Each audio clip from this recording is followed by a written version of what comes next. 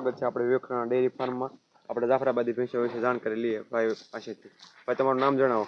મારું નામ રાજેશભાઈ ભીખાભાઈ રૂપારેલિયા, ગામ લીલીવાવ. રાજેશભાઈ, તમારી પાસે કેટલા પશુ છે હાલમાં? મારી પાસે 4 ભેંસું છે, 3 ગાવું છે.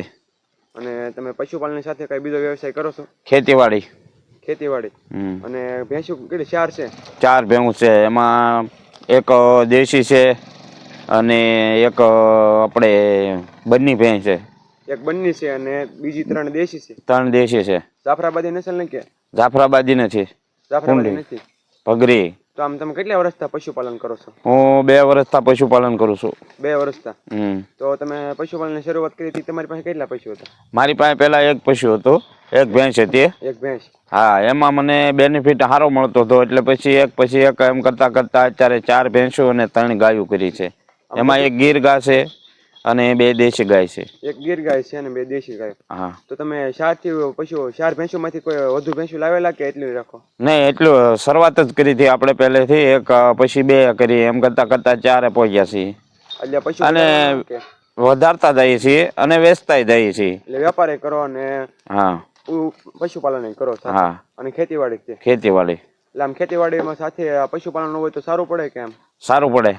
ઘરનું બધું હોય એટલે શું છે, આપણને બેનિફિટ સારો મળે. એમ ઘાસ સારો ઘરનો હોય એટલે એમાં શું છે, લીલોતરી બી મળે અને સુકલ બી મળે.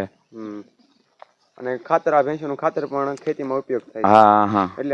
એટલા માટે ખેતીને સારું પડે ને પશુને સારું. હા, ખેતીમાં ઉત્પાદન ભાઈ સારું આવે. અને ભેંસોમાં ખાસ ઘાસચારાનું પણ સારું આવે છે. હા. તો તમે એક ટાઈમનું દૂધ કેટલું ભરો છો?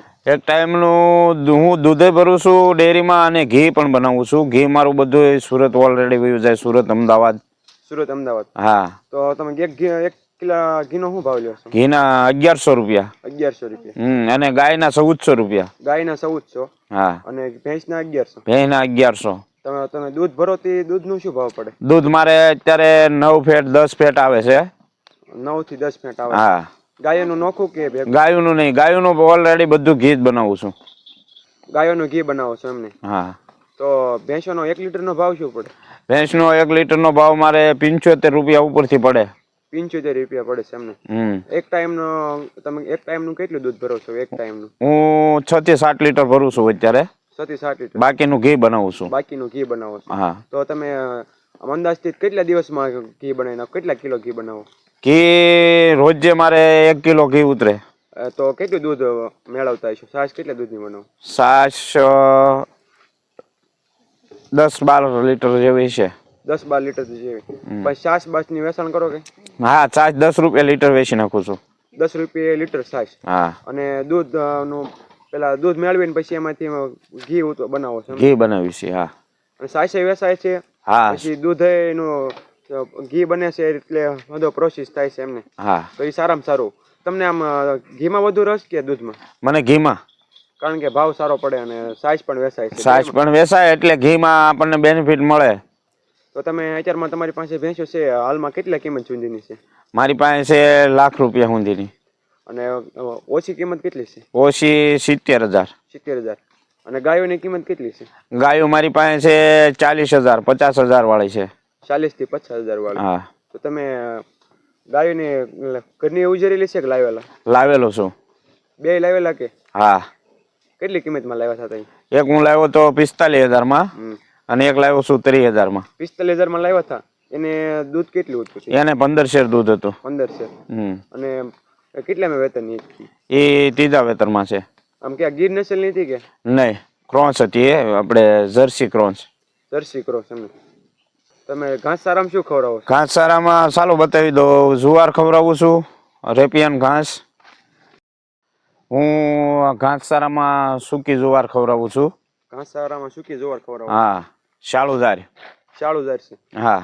તો આ એક ભેંસને કેટલા પૂળા નાખતા છે? એક ભેંસને કમસે કમ મણની જોવે રોજે. એટલે મણમાં કેટલા પૂળા અંદાજ? 7 પૂળા. 7 પૂળા. અને આ બધી ઝાર છે તમે વેચો છો કે? વેચાણ બી કરું છું અને ઘર માટે રાખું છું. ઘર માટે કેટલી રાખતા છો? આમાં વર્ષ દિવસની રાખો કે? નહીં, વર્ષ દિવસની ટોક જ હોય મારી પાસે. હા. તો કેટલી આમ અંદાજથી કેટલા હજારની લાગતા હશે? ₹1 લાખ આજુબાજુની હોય, પડી જ હોય મારી પાસે. ₹1 લાખ આજુબાજુની હોય. હા. અને તમે ખેતીવાડી પણ સારી કરો છો? હા. આ તમારું ફાર્મ છે એમ ને? હા. તો તમે શું અત્યારે વાવેલું શું છે બતાવો ને. વાવેલું અત્યારે આપણે બુલેટ ઘાસ છે અને હા બુલેટ ઘાસ છે, પછી ઝાયર છે, ઝાડ છે એમને. હા રેપિયન ઘાસ છે, પછી એક શીકુડિયું ઘાસ છે. શીકુડી સારામાં મારી પાસે 4 થી 5 જાતનું સારો છે. 4 થી 5 જાતનો સારો હા છે. તો એક એક સારો બતાવજો ને. એમાં જો આ છે એ બુલેટ છે, આવડા બુલેટ ઘાસ છે. આ છે એ આપણે સાઠીઓ ધાર છે. 60,000 હા લાલ આવે એ. હા અને પછી પાછળ છે રેપિયન ઘાસ. એની પાછળ આપણે શીકુડિયું ઘાસ છે. શીકોડિયું ઘાસ છે. હા એ ઘાસ ખવડાવવામાં શું છે, ફેટ સારા આવે છે, દૂધ સારું કરે છે. ફેટ પણ વધારે શીકુડિયું આવે છે ઘાસ અને પણ દૂધમાં પણ સારો અનુભવ ફાયદો થાય છે. હા હા. તો રાજેશભાઈ, હા તો કોઈને ઘી લેવું હોય તો તમારો કોન્ટેક્ટ થઈ શકે? હા. તો તમારો નંબર આપી દો ને. 98 253 61 460. એ તમારો નંબર છે, કોન્ટેક્ટ નંબર એમને. જે ભાઈને ઘી જોતું હોય સુરતની અંદર મળી જશે અથવા અમદાવાદ અંદર મળી જશે. તો આ તમારું એડ્રેસ કયું છે? વ્રજ ડેરી. વ્રજ ડેરી. હા તો ગામ અને વ્રજ ફાર્મ બી છે. ગામ કયું છે? ગામ લીલીવાવ, તાલુકો પાલીતાણા, અને જિલ્લો? જિલ્લો ભાવનગર. તો તમારે કોઈ પણ ઘી જોતું હોય તો આ રાજેશભાઈ ત્યાંથી મળી શકે છે. હા જેટલું જોતું હોય એટલું મળશે હા. કે ઓર્ડરમાંથી? ઓર્ડર ઉપર, એટલે પેલા એને કેવું પડે 10 જાજુ જોતું હોય 10-15 દી અગાઉ કેવું પડે. 10 થી 15 દિવસ અગાઉ કેવું પડે. હા એટલે કે તમે એ પ્રમાણે એની સગવડતા કરી રાખો. હા હા. તો ફરીથી એક ભાવ બતાવી દો ને ઘીનો શું છે? ઘીનો ભાવ છે 1100 રૂપિયા. 1100 રૂપિયા. હા.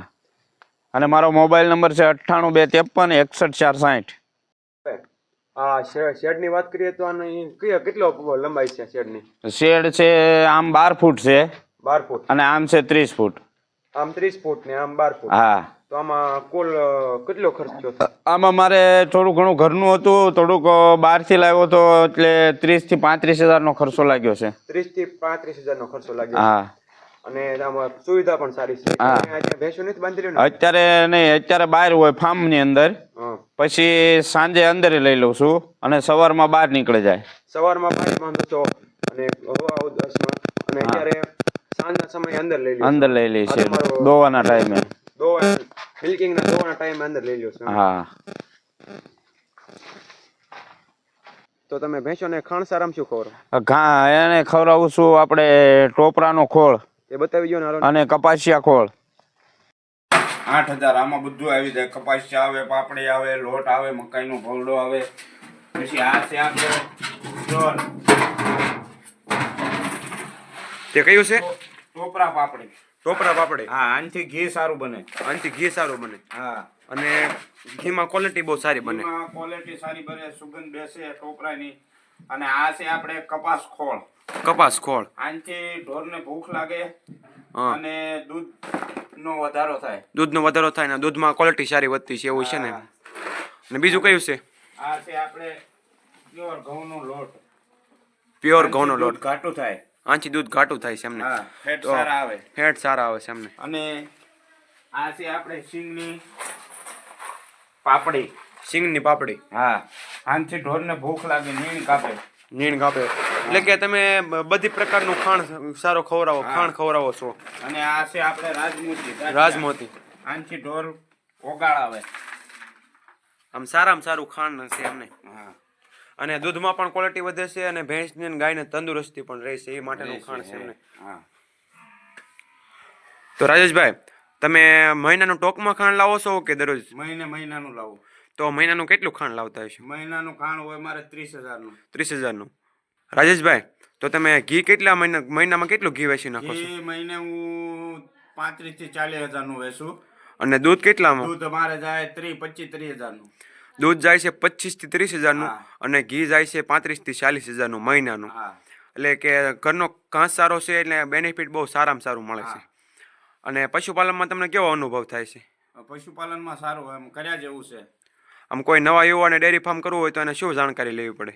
એને તો પહેલા તો શું છે કે પહેલા એક પશુ લઈને એમાં શું છે કે હરખું વ્યવસ્થિત કરે. પહેલા તો શું છે પેલું ઘરનું કાંઈ ન હોય તો બેનિફિટ ન મળે. પેલા ઘાસ સારો સુવિધા હોય, ઘાસ સારાની સુવિધા હોય, ઘરની ખેતી હોય એના માટે સારું છે. કેમ કે ઘરે ઢોર ખાય ઘાસ સારો તો ફેટ બી સારા આવે તો એને ભાવ પડે તો એને શું છે કામ મજા આવે એમ. અને ઓલું તો એમને ભૂખ્યું ઢોર રહે તો ફેટ આવે નહીં એટલે દૂધનું કોઈ ઉત્પાદન આવે નહીં, નુકસાનીમાં જાય. એટલે તમારું કહેવાનું એમ છે કે કોઈ ભાઈને નવું ડેરી ફાર્મ નવો યુવાન ડેરી ફાર્મ કરવું હોય એટલે માટે કે એનો ઘરનો ઘાસચારો હોવો જોઈએ અને એને બાંધે ખવડાવવું પડે અને ટાઈમે નીંદ નાખવી પડે. તો તમે કેટલા ટાઈમ નાખો છો? નીણ હું 5 ટાઈમ નાખું. 5 ટાઈમ? કયા ટાઈમે? સવારે 5 વાગે નાખી દઉં. સવારમાં 5 વાગે? હા, પછી 10 વાગે. 10 વાગે? પછી બપોરે 1 વાગે. બપોરે 1 વાગે? હા, પછી સાંજે 4 વાગે. એટલે કે આખા દિવસમાં 2-2 કલાકનો ગેપ રહેતો હોય છે કે? 2-2.5 કલાકનો ગેપ રાખીને નાખું એને. અને ગોગાળ પણ સારો આવે છે અને એનું તંદુરસ્તી સારી રહે છે એટલે ભેંસને સારામાં સારું દૂધ ઉત્પાદન થાય છે અને ફેટ પણ વધારેમાં આવે છે. 4 વાર પાણી પાવ. 4 વાર પાણી પાવશો એમને?